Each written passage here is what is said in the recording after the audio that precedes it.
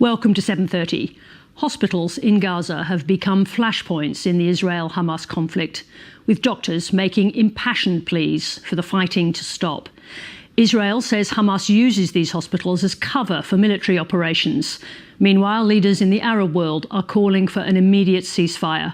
Eimon is the Deputy Prime Minister and Foreign Minister of Jordan, a country with a large Palestinian population. He joins me now from Amman. Eimon, welcome to 7:30. Thank you so much. Good to be with you. Now, starting with the situation at the Al-Shifa hospital in Gaza, we've seen very distressing images of the situation there for doctors and patients, and especially for babies. The Israelis are delivering incubators and oxygen directly to the hospital, they say. Do you believe that they are genuinely trying to help? I think facts on the ground will belie this claim. Israel has systematically attacked hospitals, denied medicine and other medical equipment to people who are in urgent need of it, attacking hospitals. So the truth is, in this war, Israel has made civilians targets, has again created a miserable reality that is being reflected on the very, very high number of people killed and as you said, of children being taken off incubators simply because there's no fuel to power them. Now, central to this situation are conflicting accounts, I think, as I mentioned in the intro, about the use of hospitals as cover for Hamas and its military operations. The Israelis released video today, they said, coming from the Rantisi hospital in Gaza, showing tunnels, military hardware, and in another location at the hospital, what looks like a place where hostages are held. I want to ask you this: do you accept these Israeli accounts are genuine? What we know for a fact is that there are hundreds of wounded and ill people who are being treated at the hospital. These are images that nobody can question. The other narrative is an Israeli claim, which can only be verified if there is an independent investigation into those hospitals. Whatever Israeli claims are, that cannot in any way justify having people die simply because there's not medicine to treat them. So again, we have a reality that everybody knows is true, and we have an Israeli claim that is yet to be verified by any independent entity. And I think it's going to be extremely hard for anybody in this part of the world to believe the claims of an army that have brought hell on 2.3 million people. But let me ask you this: would it change anything if it were true? I mean, what would it change? I mean, we all have been working to change the disparate reality in Gaza, to give people hope, to move on a path towards peace that would fulfill the Palestinians' rights to freedom and statehood and will address Israeli concerns. Right now, the fact that everybody in the world should be looking at is that more than 11,000 Palestinians have been killed by Israeli soldiers. About 67% of these are women and children, that 2.3 million people in Gaza are denied their basic right to food, medicine, water, electricity, and that Israel continues with this war despite the fact that the whole international community has asked it to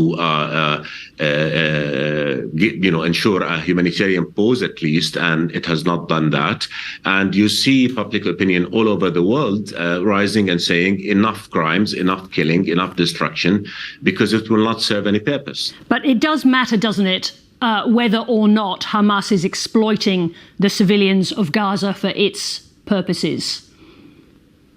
Everything in this war matters, but I think what matters most is that we stop this war that is just simply killing innocent people. I think what we've been urging, even from before this war has started, is to restore hope in the viability of the peace process as means to produce a just and lasting peace that will ensure the safety and security of both Palestinians and Israelis.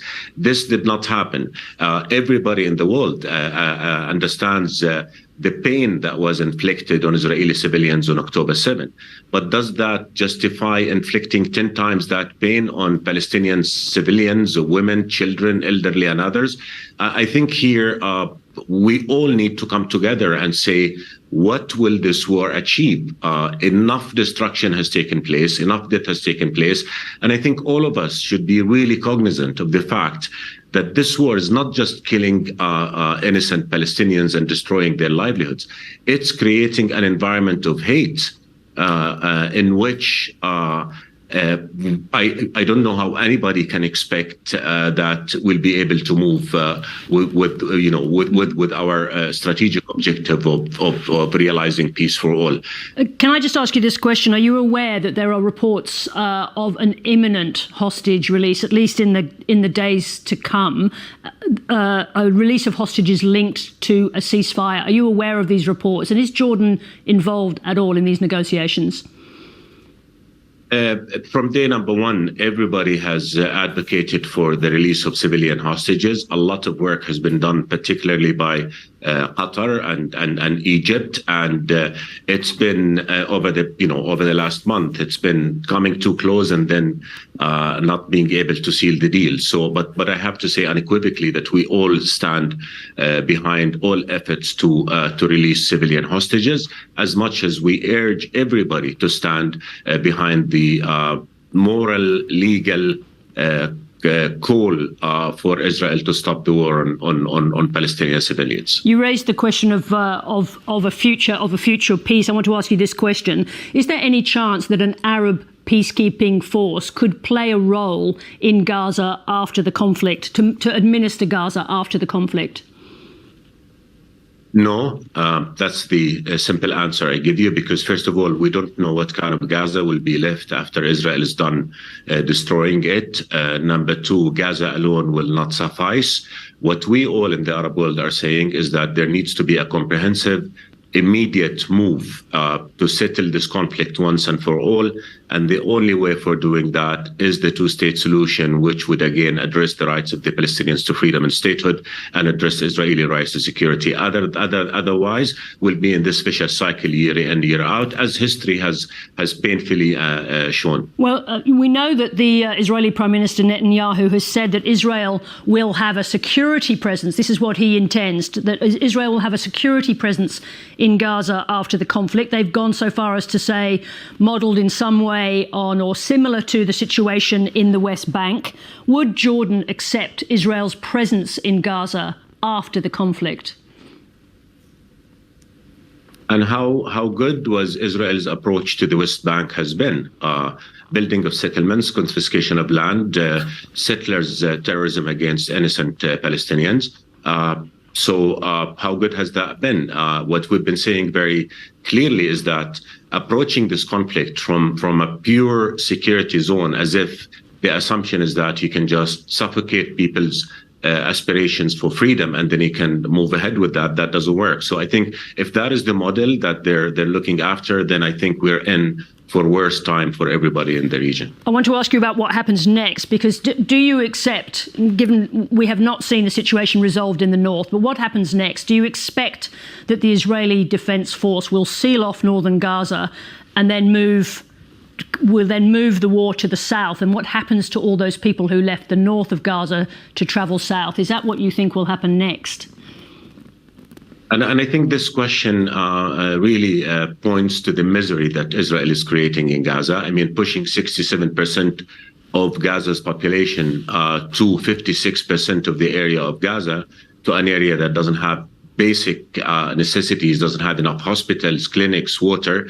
That means concentrating 2.3 million people in an area that cannot sustain them, which would mean more misery, more hopelessness, and that is not going to be an environment in which calls for peace will thrive. I think this is another war crime, and I think there is enough evidence right there that Israel is within the legal definition of genocide. And one of the outcomes of the Arab League and Muslim summit was to entrust the secretariats of both organizations to start preparing files to document Israeli war crimes with a view to taking legal action in international courts. It's difficult for us to discuss war crimes in this setting because I don't have a lot of time left, but I want to ask you a slightly different question, if I may.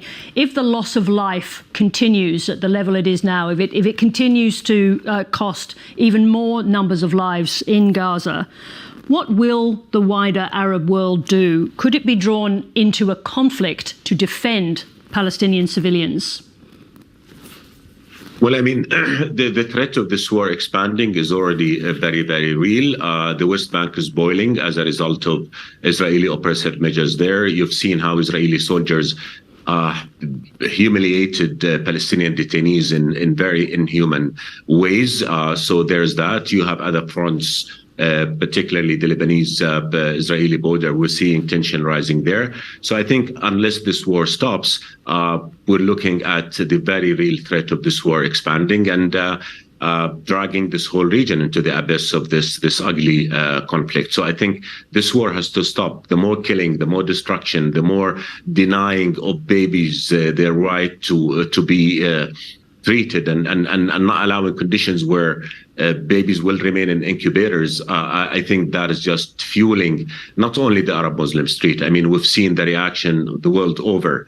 Enough is enough. I think that's the message that's emanating from all over the globe. But unfortunately, this Israeli government, which has sitting ministers, which call for wiping out Palestinians from the face of the earth, and one of them went as far as calling for nuking the Gaza. And to be fair, that minister, I think he's a junior member in the Israeli cabinet, and that comment about nuking Gaza was rejected by Netanyahu. I just wanted to make that clear. Let me ask you one final question, if I may. Can Hamas actually be destroyed, as Israel says it's trying to do, or does it have to be part of a political future for the Palestinian people?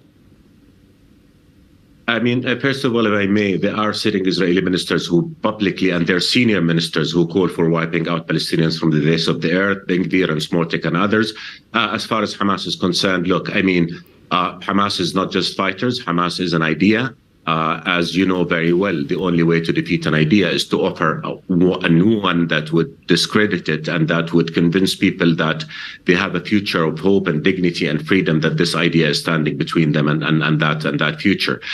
So I think we need to look at the conflict in a comprehensive manner. The conflict did not start on October 7. The conflict created Hamas, and it's not the other way around. So I think we need to be aware of that. And I think the focus should be now one simple question: is killing more Palestinians, is killing more than 11,000 Palestinians that have already been killed, is going to produce the peace and security that we all want for both Palestinians and Israelis? Or is it going to push the region further into hatred and despair and hopelessness? And we've seen what such conditions have done in other parts of the region and the world. Eimon Safadi, thank you very much indeed for joining us. Thank you so much. Appreciate it.